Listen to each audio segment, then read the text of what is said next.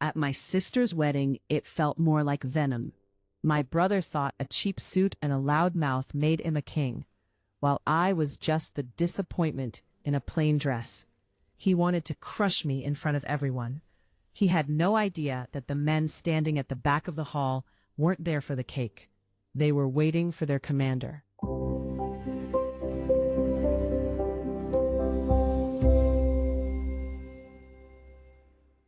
The humidity in the air was thick, nearly as stifling as the tension in the bridal suite. I adjusted the collar of my blazer, catching my reflection in the mirror. I didn't look like a high-ranking official. I looked like Lily Rose, the quiet middle child who had disappeared into the government years ago. To my family, I was a ghost. To the world, I was something else entirely. "Lily, move! You're blocking the light," my brother Mark barked as he shoved past me.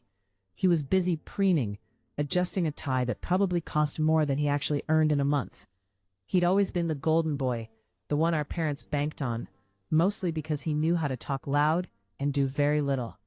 "Sorry, Mark, it's a bit crowded in here," I said softly, stepping aside. He let out a sharp, mocking laugh, eyes scanning my simple, dark attire. "God, look at you. You look like you're going to a funeral, not your sister's wedding. Did you lose your job again? Is that why you're wearing that drab rags? Honestly, it's embarrassing. Just try to stay in the corner today, okay? Don't ruin Sarah's big moment with your presence." I felt the familiar sting, but I didn't let it show. I had faced down insurgents and navigated geopolitical minefields. A sibling's insecurities shouldn't have moved the needle. Yet here I was, back in my hometown, feeling like that small girl who used to hide in the library to escape the noise. "I'll stay out of the way, Mark. Don't worry," I replied, my voice steady. The ceremony was beautiful, if you ignored the whispered comments from cousins about my mysterious life and lack of ambition. I sat in the third row, watching Sarah walk down the aisle. I was happy for her, truly, but the reception was where the real storm was brewing.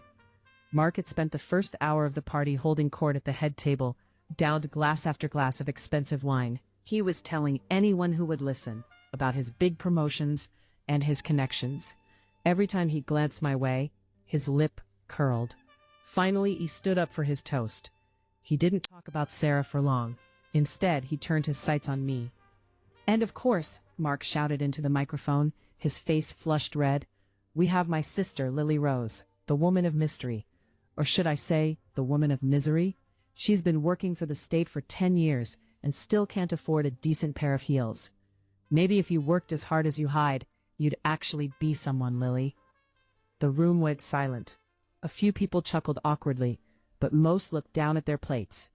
My heart hammered against my ribs, not from shame, but from the sheer audacity of it. I looked toward the entrance of the ballroom. 4 men in crisp, dark uniforms had just stepped through the double doors. They weren't local police. They were decorated officers, their medals catching the chandelier's light. They scanned the room with practiced clinical precision until their eyes landed on me. Mark didn't notice them yet. He raised his wineglass high, pointing it at me like a weapon. "To Lily, may she one day find a job that actually matters." He took a large, triumphant gulp of his wine, just as the lead officer reached our table. The officer didn't look at Mark. He didn't look at the bride.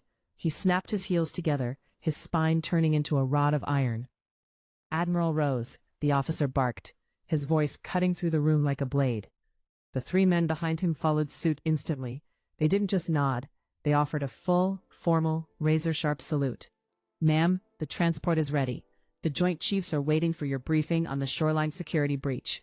We need to move now." Mark froze.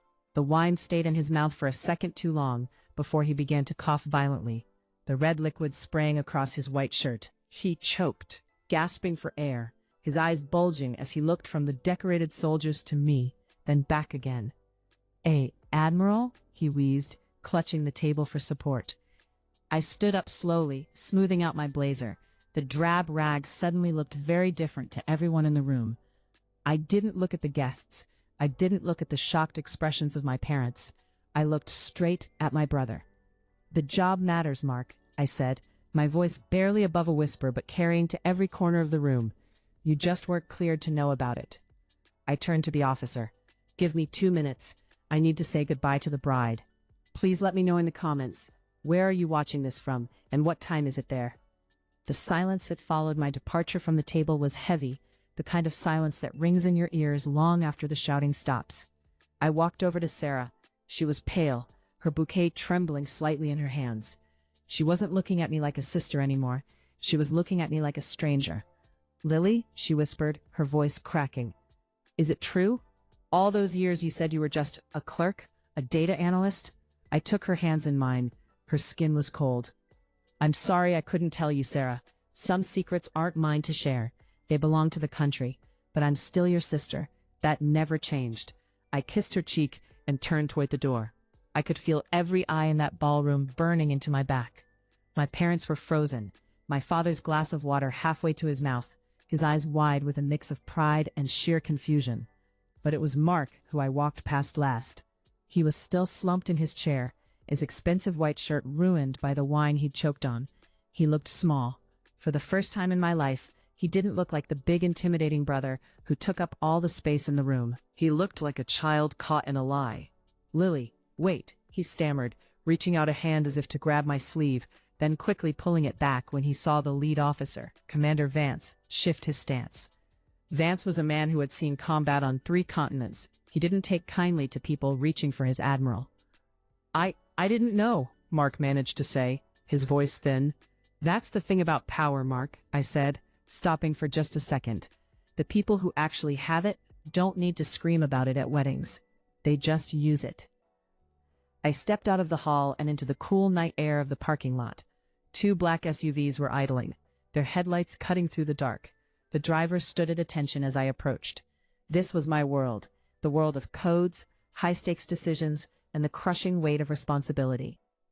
As the door of the SUV was held open for me, I paused. I looked back at the lights of the reception hall. Inside, they were probably talking about me, dissecting every holiday I'd missed, every phone call I'd cut short, every boring story I'd told to cover my tracks. They were finally seeing the Admiral, but they had lost the sister. "Everything all right, Admiral?" Vance asked as he climbed into the front seat. "Fine, Commander," I said, leaning my head back against the leather headrest. "Just a typical family gathering. Let's get to the base. What's the status on the shoreline breach?" "It's evolving, ma'am. Satellite imagery shows 3 unidentified vessels entering the exclusion zone. The Pentagon is requesting your direct authorization for an intercept." I sighed, pulling a secure tablet from the seat pocket. The wedding, the wine, and Mark's petty insults felt like they happened in another lifetime.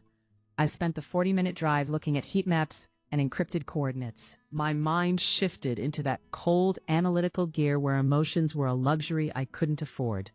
But when we pulled through the gates of the naval base, the guard snapping salutes as we passed, I saw a notification blink on my personal phone, the one I usually left in a locker. It was a text from my mother.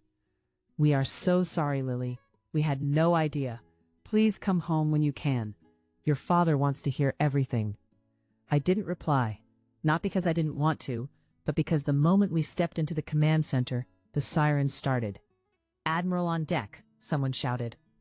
The room exploded into movement.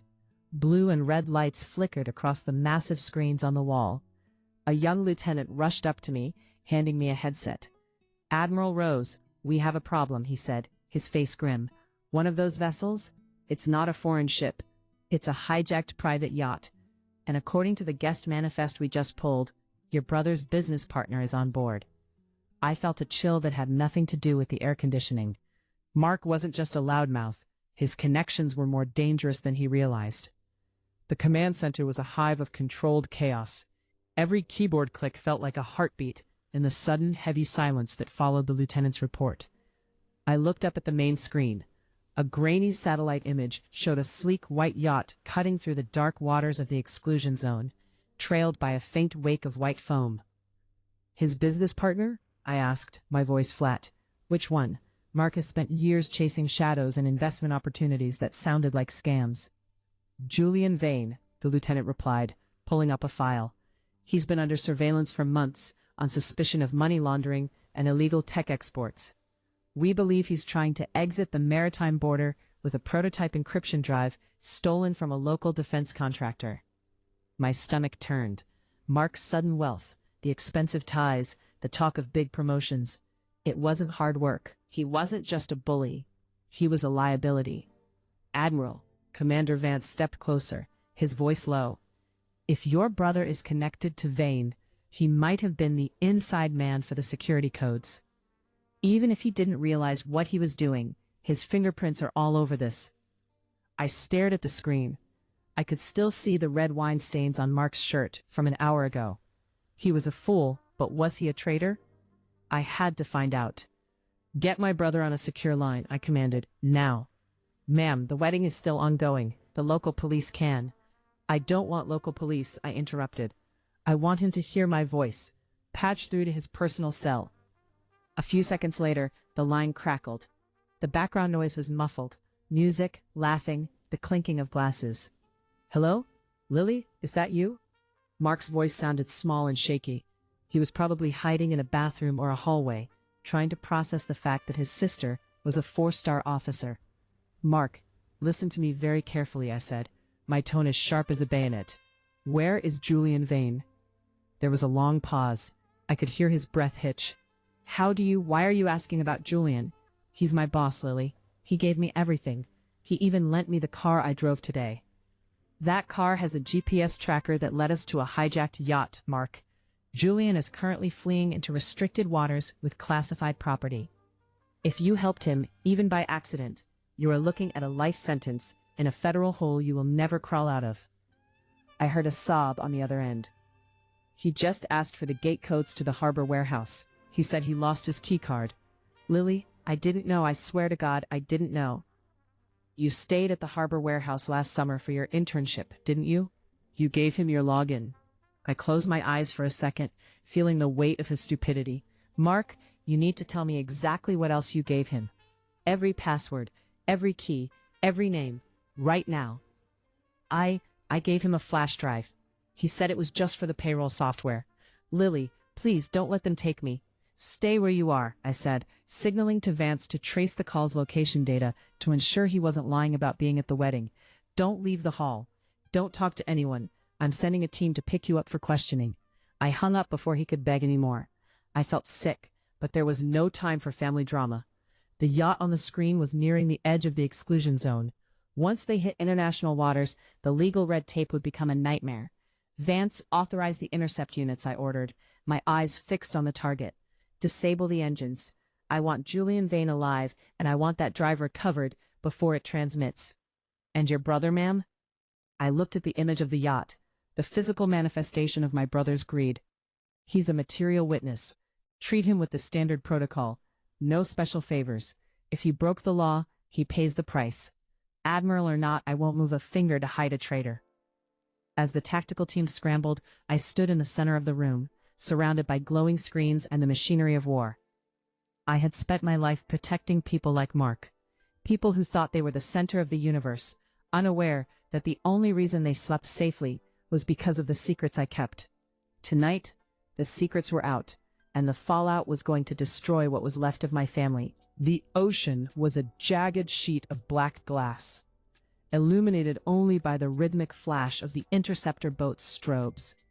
From the command center, I watched the thermal feed as our tactical team swarmed the yacht. There was no shootout, just the swift, surgical precision of professionals. Within minutes, Julian Vane was in zip ties, and the encryption drive was secured in a lead-lined case. Target neutralized, Admiral, Vance announced, his voice echoing through the comms. We're heading back to shore. The secondary team has reached the wedding venue. I felt a hollow ache in my chest. I took off my headset and walked toward the glass wall of the command deck, looking out over the naval base. The sun was just beginning to peek over the horizon, painting the sky in bruises of purple and gold. When I arrived at the holding facility an hour later, the festive atmosphere of the wedding felt like a fever dream. I was still in my blazer, but I had pinned my stars to the lapel. I wanted there to be no mistake about who was walking through that door. Mark was sitting in a metal chair in an interrogation room. He looked pathetic. His expensive tie was undone, his hair was a mess, and he was weeping silently. When I walked in, he jumped up, hope flickering in his bloodshot eyes.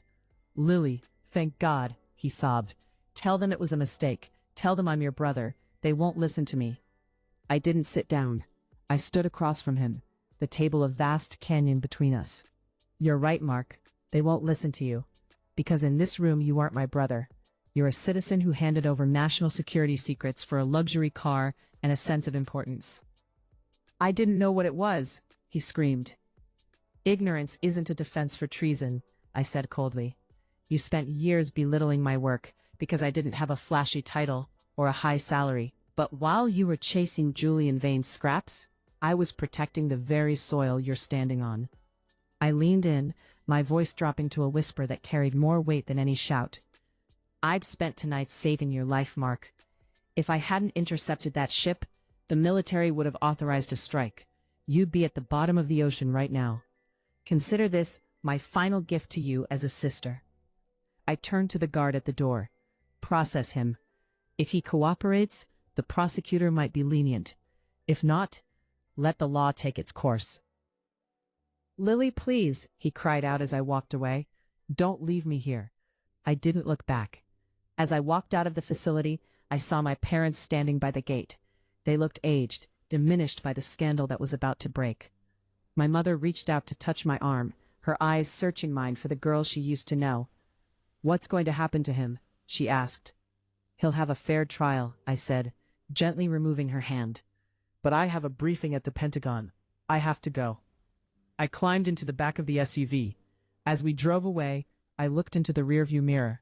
I saw my parents standing there, two small figures in a vast landscape. I thought about the wedding, the humiliation, and the wine Mark had choked on when he realized the truth. He wanted a show. He wanted to be the king of the room. Well, he got his wish. The whole world was going to know his name now, but for all the wrong reasons. I closed my eyes and let the silence of the car envelop me. The Admiral had work to do. If you had the power to save a family member who betrayed your trust, would you help them or let them face the consequences? Thanks for listening to this journey of secrets and shadows. Subscribe to Lilycom Stories for more tales where the quietest person in the room is the one you should fear the most.